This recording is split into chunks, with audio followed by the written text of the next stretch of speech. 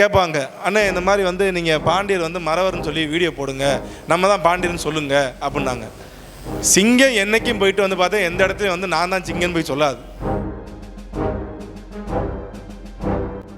British டயத்தில் வந்து கடைசியாக அவங்க கொண்டு வந்த அடக்குமுறை காரணமாகவும் இந்த குற்றப்பரம்பரை சட்டத்தின் காரணமாக அப்போ என்ன ஆகுதுன்னா, நம்மளுடைய வரலாறை வந்து எடுத்து வைக்கிறதுக்கும் எடுத்து சொல்வதற்கும் இந்த 100 இடங்கள் வந்து பார்த்தீங்கன்னா நம்ம கொஞ்சம் அதை தவறிட்டோம். தவறுனால என்ன ஆகுதுன்னா, இன்னைக்கு வந்து நான் தான் பாண்டிமாறு, நான் தான் தேவமாறு, நான் தான் பாண்டியர் அப்படின்னு சொல்லி நிறையா பக்கம் வந்து பார்த்தீங்கன்னா பேச்சுகள் எழுத ஆரம்பிச்சு, ஒரு வரலாறுன்றதை விட வந்து ஒரு சம்பவம் ஒரு விஷயம்ன்றது வந்து பார்த்தீங்கன்னா சமூக வலைதளங்கள்லையும் பொது தளங்கள்லையும் அது எப்படி களமாடி வருதோ அதைத்தான் வந்து உண்மைன்னு சொல்லி ஏற்றுக்கிற மனப்பக்குவத்தில் போய்கிட்டு இருக்கு இன்னைக்கு. அப்படி இருக்க காலகட்டத்தில் வந்து ஒரு பொய்யை வந்து தொடர்ச்சியாக சொல்லி அதை வந்து உண்மையாக்க பார்க்குறாங்க. ஒரு 2000 வருஷத்துக்கு முன்னாடி வந்து பார்த்தீங்கன்னா தலையாலங்கானத்து செருவென்று நெடுஞ்செழிய பாண்டிய மன்னர்னு சொல்லி ஒருத்தர் இருந்தாப்புல, நம்மளுடைய முன்னோர். அவர் என்ன பண்ணுறாப்புல, ஒரு 10 பருவ வயதை சேர்ந்தவர். அவர் அப்பா இறந்ததுக்கப்புறம் என்ன பண்ணுறாங்கன்னா, சோழ நாட்டிலையும் பல்லவ நாட்டிலையும் சேர நாட்டிலையும் 5 பெரும் வேளிர்களும் சேர்ந்து என்ன பண்ணுறாங்கன்னா, மதுரையில் இருக்கிறப்ப வந்து அவர் நோக்கி படையெடுத்து வர்றாங்க. அப்போ வந்து பார்த்தீங்கன்னா அவருக்கு அருமை மீசை தான். அவருக்கு அருமை மீசை இருந்த டயத்தில் தானே போருக்கு வந்து படையை பின்னாடி வச்சுட்டு முன்னாடி வந்து யோசித்து பாருங்கள், ஒரு 16 வயசு பையன் வந்து கையில் வந்து வாளை எடுத்துக்கிட்டு ஒரு கிட்டத்தட்ட ஒரு 1 லட்சம் படையோடு இங்கேருந்து கிளம்பி சண்டைக்கு போகிறப்ப அந்த பொதுமக்களோட பார்வை எப்படி இருக்கும்? அப்போ என்ன பண்ணுறாங்கன்னா, அன்னைக்கு இருந்த காலகட்டத்தில் பொதுமக்களே வந்து ஆயுதத்தை எடுத்துக்கொண்டு நம்முடைய பாண்டிய மன்னர் வந்து ஒரு 10 பருவ வயதிலே வந்து கிளம்பி போகிறாப்புலையே நம்மளும் சண்டைன்னு சொல்லி அன்னைக்கு இருந்த மிகப்பெரிய ஒரு பேரரசாக இருந்த சோழ பேரரசையும் சேர பேரரசையும் பல்லவ பேரரசையும் 5 வேளிர் மன்னர்களையும் வெற்றி பெற்றாப்புல. அதை வந்து அன்னைக்கு இருந்த இலக்கியத்தில் இருந்த புலவர்கள் வந்து மென்ஷன் பண்ணுறாங்க. தலையாலங்கானத்து செருவென்ற நெடுஞ்செழியன் அப்படின்னு சொல்லி மென்ஷன் பண்ணுறாங்க. ஆனால் கடந்த ஒரு 100 வருடங்களாக நமக்குள்ளே இருந்த, அதாவது இந்த பிரிட்டிஷ் டயத்தில் வந்து கடைசியாக அவங்க கொண்டு வந்த அடக்குமுறை காரணமாகவும் இந்த குற்றப்பரம்பரை சட்டத்தின் காரணமாகவும் நம்மளுடைய மக்கள் வந்து பார்த்தீங்கன்னா நிறைய இடத்துல மைக்ரேட் ஆகி போக ஆரம்பிச்சிட்டாங்க. அப்போ என்ன ஆகுதுன்னா, நம்மளுடைய வரலாறை வந்து எடுத்து வைக்கிறதுக்கும் எடுத்து சொல்வதற்கும் இந்த 100 இடங்கள் வந்து பார்த்தீங்கன்னா நம்ம கொஞ்சம் அதை தவறிட்டோம். தவறுனால என்ன ஆகுதுன்னா, இன்றைக்கி வந்து நான் தான் பாண்டிமாறு, நான் தான் தேவமாறு, நான் தான் பாண்டியர் அப்படின்னு சொல்லி நிறையா பக்கம் வந்து பார்த்தீங்கன்னா பேச்சுகள் எழுத ஆரம்பித்து அதை வந்து வெளிப்படையாக பேசவும் ஆரம்பித்து நிறைய விஷயங்கள் பண்ணிக்கிட்டு இருக்காங்க. வெட்டுமருமாள் பாண்டிய தேவருக்கு வந்து பார்த்தீங்கன்னா சண்டை நடந்தது உண்மை. அவங்க எப்படி சொல்கிறாங்கன்னா, சண்டை நடந்தது உண்மைதான், 10 கொண்டை மறவர்கள் உயர்ந்ததும் உண்மைதான். ஆனால் அவங்க வந்து நாயக்கருக்காண்டி சண்டை போட்டு செத்தாங்க அப்படின்னு சொல்லி வந்து வரலாறு மாற்றிட்டு வராங்க.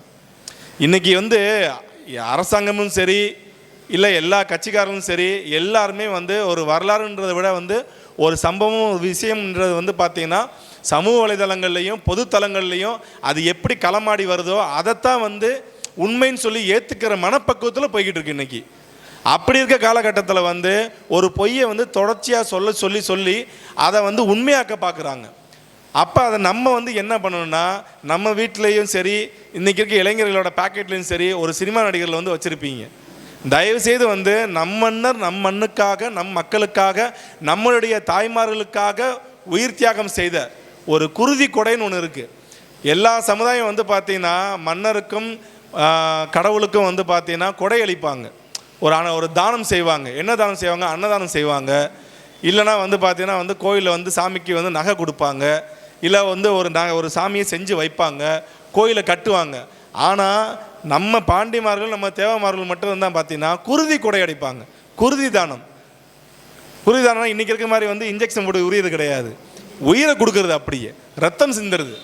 ஒவ்வொரு அந்நிய படையெடுப்புலையும் வந்து பார்த்தீங்கன்னா நீங்கள் இந்தியாவில் சரி தமிழ்நாட்டில் வந்து பார்த்தீங்கன்னா ஒரு அந்நியர் படையெடுப்பு, அது விஜயநகர படையெடுப்பாக இருந்தாலும் சரி, டெல்லி சுல்தான் படையெடுப்பாக இருந்தாலும் சரி, முகலாயர்கள் படையெடுப்பாக இருந்தாலும் சரி, இல்லை நாதிர்ஷாவோட படையெடுப்பாக இருந்தாலும் சரி, எந்த ஒரு அந்நியர் படையெடுப்பாக இருந்தாலும் இங்கே முதல்ல வந்து பார்த்தீங்கன்னா வேலையும் வாளையும் தாங்கி அங்கே போய் நின்று தன்னோட குருதியை அழித்து அன்றைக்கு வந்து பார்த்தா உயிர் தியாகம் செய்து போகிறோம். பார்த்தீங்கன்னா நம்மளோட முன்னோர் தான்.